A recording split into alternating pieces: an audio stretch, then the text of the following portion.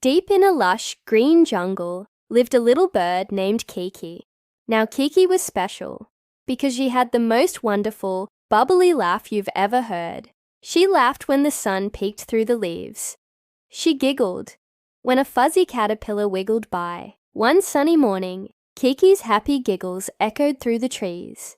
Leo the lion, who was feeling a bit grumpy, heard her and couldn't help but let out a little chuckle. Then, mischievous monkeys swinging from vines started laughing too. Soon, the whole jungle was filled with a chorus of joyful laughter, all started by one little bird.